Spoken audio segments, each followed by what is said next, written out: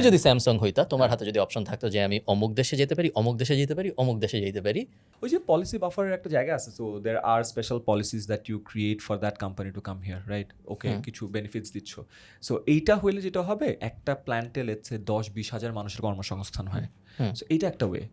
এইটা ছাড়া আমি দেখতেছি না যে কারেন্ট যে ইকোসিস্টেম আছে এইখানকার এত অ্যাবজর্পশন পাওয়ার নাই, মানে গ্র্যাজুয়েটদেরকে অ্যাবজর্ব করে কর্মসংস্থানে ঢুকা। আবার বাইরেও যেতে পারবো না, কারণ আমাদের পাসপোর্টের অবস্থা খুব একটা ভালো না। হ্যাঁ, এসব জায়গায় ঘুরতে যেতে পারতো, তাই পারবো। আমার কাছে মনে হয় যে বাইরে যাওয়াটা should be a central policy for Bangladesh, যে ইটস লাইক একটা স্কিল, একটা ল্যাঙ্গুয়েজ, একটা দেশ। অনেকগুলো স্কিলস থাকবে, অনেকটা ল্যাঙ্গুয়েজ থাকবে, অনেকগুলো দেশ থাকবে, দেন এভরিবডি কামস ইন, ওকে একটা প্যাকেজ ধরাবে, মানে বুঝছিস না, মানে বুমার্সের খাবারের মতো, যে এইটার একটা ল্যাঙ্গুয়েজ, চেকলিস্ট, হ্যাঁ এই স্কিল, এই ল্যাঙ্গুয়েজ, এই দেশ, হ্যাঁ তোমার প্রসেস করতেছি, তুমি পাঠাবা। এইটা যদি করতে পারি তাহলে একটা খেলা আছে, বড় বড় প্ল্যান্ট আসলে খেলা আছে। বাট এছাড়া আমার অনেস্টলি মনে হয় বেকারত্বের হার অনেক বাড়বে, অনেক বাড়বে, মানে অনেক বাড়বে। অ্যান্ড এটার আমি এখন পর্যন্ত আর কোনো ওয়ে দেখি না।